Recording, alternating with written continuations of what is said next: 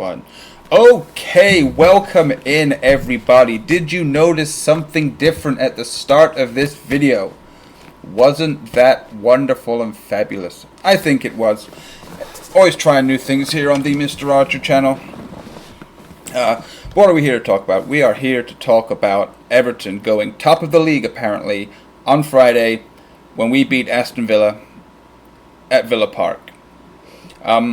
I don't see why we can't win the game. I mean, obviously, we saw Luca Dean in training yesterday. Well, we saw a video either way whenever you watch it. Saw him training. Looks fit, looks fresh, looks fabulous, looks like he's up for it. So I don't think we have any worries about Luca playing. The only question a lot of people keep asking, it's all over social media, or depends where you go on social media, and other fan sites, who is going to start in the midfield and who is going to start up top.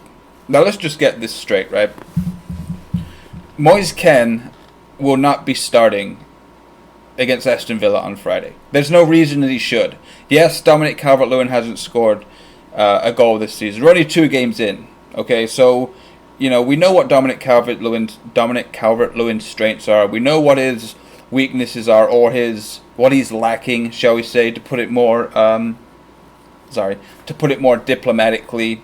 We can say the same thing about Richarlison. Richarlison hasn't scored this season. Only person that's scored on our team so far this season has been Bernard. So, we shouldn't be getting too much onto Dominic Calvert-Lewin and other players, especially Steamboat Siggy. I'm going to do it again. Sorry. Sigurdsson. We're 2 games in. Everyone's still trying to get fit. Everyone's still trying to get up to Premier League speed, because it doesn't matter what training and how many games or what you play in the off season. It's not the Premier League pace. It's not Premier League aggression. It's not Premier League tension, and expectation levels are a lot higher when you're playing in the Premier League. All that good stuff. We just still don't have that, and not a lot of teams do. I mean, Liverpool, yeah. Man City, yeah. Certain other teams, look like they're up for it already, but that's because they have a really deep squad that have been playing together for a long time, that know what they're doing, that do the same thing week in, week out. They don't have a whole bunch of new players to bet in, all that stuff. And you should know that. You're a high footballing IQ audience that watches this channel, so I don't have to explain that much stuff to you. Obviously, if you're not so savvy, those are the reasons I think that we're not really struggling. We're creating chances. We had chances against Crystal Palace. Cleared off the line. Sigurdsson missed a wide open goal, or a somewhat wide open goal. Richarlison missed a couple of chances versus Watford. Other players have missed opportunities. Seamus has missed opportunities. We've let corners go to waste. We've let set pieces go to waste. However, we do have 4 points out of 6 so far. Not too shabby. Other teams have got just as many points. Look at Manchester United. Look at Chelsea, for example. Look at Tottenham, Man. There's a lot of teams that have had a win and a draw. So we're not that bad off. We're still keeping pace. But again, it's only 2 games in. So Moise Kean will not be starting. I don't think that's fair on Dominic Calvert-Lewin. I don't think it's fair on Moise Kean just to throw him in. Dominic Calvert-Lewin has done nothing to get dropped. He knows the system. He knows how we play. That's what Moise Kean needs to learn. Not only playing in that system during practice and watching, but also coming in and playing, and obviously watching Dominic Calvert-Lewin do it, but also coming in to that same system. The midfield, Schneiderlin's back after his suspension. Delph may or may not be 100% fit. Gomez should be 100% fit, so what do we do? Do we play Gbamin again alongside Gomez, or do we bring Schneiderlin back in? Because, of course, he knows the system. He can be up to speed. Even though he's not fast, he's up to speed on what we're trying to do. Offers a little more than what Gbamin can at the moment. You look in that midfield that Aston Villa have, with Grealish, with McGinn, with, I forget who their third midfielder is. I mean, they're holding lying midfielders, obviously, that Douglas Luiz guy, right? So, he scored a cracker at the weekend against Bournemouth. But that's what we're gonna have to do. We're not gonna be such a tough physical battle, strength wise and body wise, as what it was against Watford and maybe against Crystal Palace. But they do have some really quick, fast players, exciting players in Josh McGinn and Jack Grealish. So that's something that's going to be a different test for Gomez and Gabamin, or Gomez and Schneiderlin. And I think Schneiderlin will start. I don't see any reason why he there are reasons why he wouldn't, but I think we need to play it safe. We're away from home. Yes, we should go out there and spank Aston Villa. Let them know they're back in the big time. We're Everton FC. We're going to the top 6. We're on our way up, baby. But, until we can get all the players up to speed and all bedded in, players like Iwobi, players like Gabamin still, like I said, with Keane, still going to need some time to get them in there. We don't need to be, losing or drawing games away to Aston Villa, a team that's just been promoted, that's just spent over 100 million on players. I don't think they're going to be as bad as what Fulham were. I think they've actually got a lot about them, and they've got good experience in there. They've got Heaton, they've got El Mohammadi, they've got Taylor. They've got players. That's the mix, right? You want to have good senior players, good senior professional players in the team, and then a spattering of youth that have come up through the system.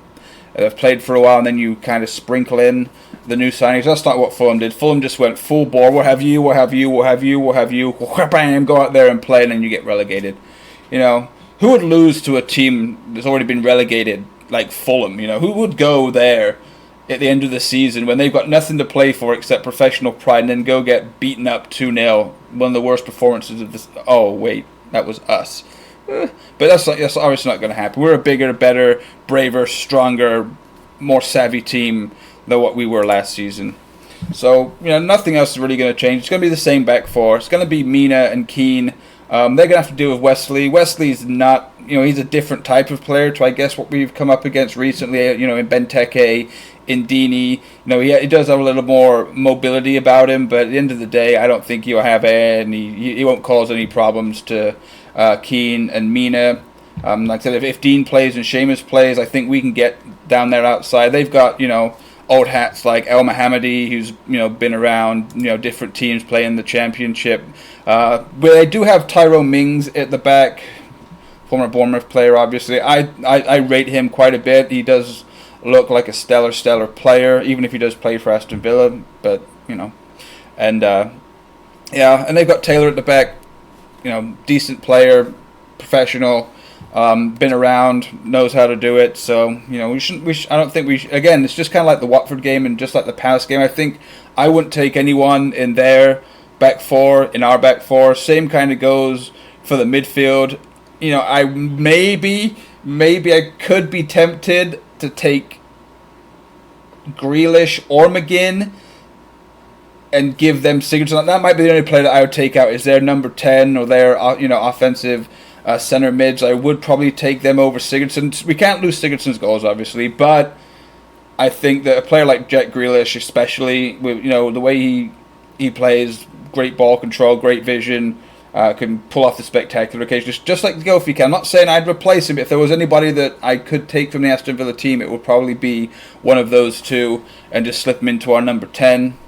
I think that's it. But then, defense, that might be the only player. Now, I wouldn't take any of their forwards or any of their wingers. They've got El Ghazi, they've got Trezeguet, but, I wouldn't take them over Bernard or Richarlison or Iwobi or probably even Theo Walcott. So, they've got one position that, so we should play them off. I'm not saying we should play them off the park, but key to this game, obviously, get in early, come out, be feisty, get on top of them right away. Don't let that crowd get into it. But you should do it at all your away games, right? Silence the crowd. Keep them out of it. First 10, 15, 20 minutes. Best way to do that. Go on the offensive. Bang in a goal. Make them come out. Make them fight. We play on the counter-attack, or we just soak up the pressure and then we bounce them. Because obviously we can strike on them with the counter-attack. The blistering pace of Bernard. The vision of Luka Dean. But the same thing could be done down the right. Seamus Cohen could do exactly the same thing. Down the right to Richarlison. And Keane and Mina aren't afraid to bring the ball out the back and ping it 50, 60 yards up the field. Dominic Calvert-Lewin brings it down on his knee, on his chest, on his chin, back of his neck, however he wants to do it, lays it off, quick counter-attack, boom, boom, bam, thank you, we're done. Let's go home, let's go top of the league for a day. So, not too much to worry about, and you can't really get into too many tactics, too many strategies, too many what-ifs, because it's only the third game of the season for both teams. We know what we're going to do. Villa know what they're probably going to do. But they leak and give up easy goals, and you saw, if you watched the game, you kind of saw against Tottenham that, they were in the lead, they had it, but then, the quality shows through finally. Eriksen came on, Tottenham looked more like themselves. They got a goal back. Crowd got into it, and then all of a sudden, Harry Kane just shows up and goes, "Oh, you know what? We're taking 3 points. We're not losing our opening home game in this brand new, beautiful stadium. No, we're doing it. I'll show up. Superman's coming out. Harry Kane bangs in two, and the game's over. So, I won't be too worried if we do go behind, but, it should be a pretty simple game. Anyways, that's maybe just about it for today. By the way, won't be doing a watch along on Friday. I do have to work. The game starts at 8 p.m. your time, which everyone's off work. Everyone's having a bevy. Everyone's already ate and, in front of the TV, watch the Blues on a Friday night. What could be better than that? Well, nothing. There can be nothing better than that. However, it's 2 p.m. in the afternoon over here. I have to work. I have the time off. I have the vacation time. Whatever. I do have enough of that. If I could have requested it off, but you need to save the vacation time and the holiday time and all that stuff for things that may pop up in the future, because I'm just gonna watch the game when I get off, give you guys feedback, might even watch the game in a live watch along. No one will come in obviously because it's gonna be 11 o'clock at night, but we'll see how it goes. Anyways, please like and subscribe if you're new. If you enjoyed the new intro to this, if you enjoyed the music, if you enjoyed the graphics, please give me a thumbs up. Please give me a like.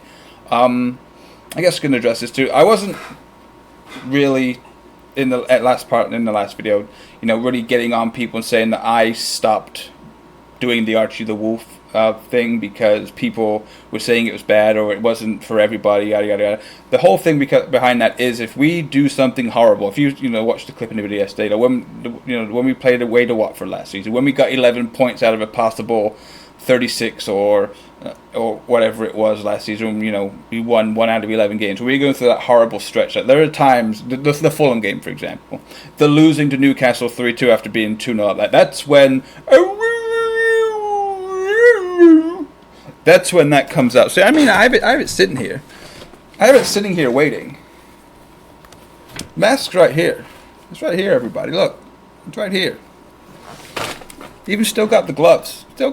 Like it'll happen. It'll come out. And like I said, this channel, I will do what I want and what I think is right. But sometimes, you have to kind of settle on different things. Yes, I'm going through different intros. Yes, I'm going through different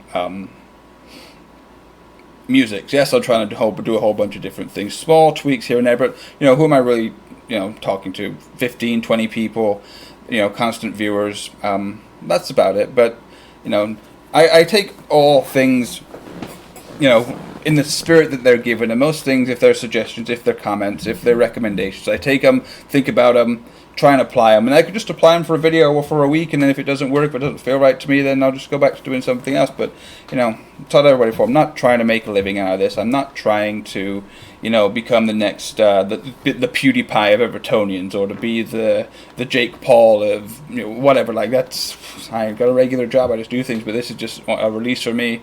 I like to get up here, talk to some Evertonians. People like to watch. I like to watch. If they don't, then it only takes me about 35, 45, maybe up to an hour to make a video. Get my thoughts out, and that's about it. So, but the thing I think a lot of people miss too is that when I say that it's criticism, I think of that in a critical way, right?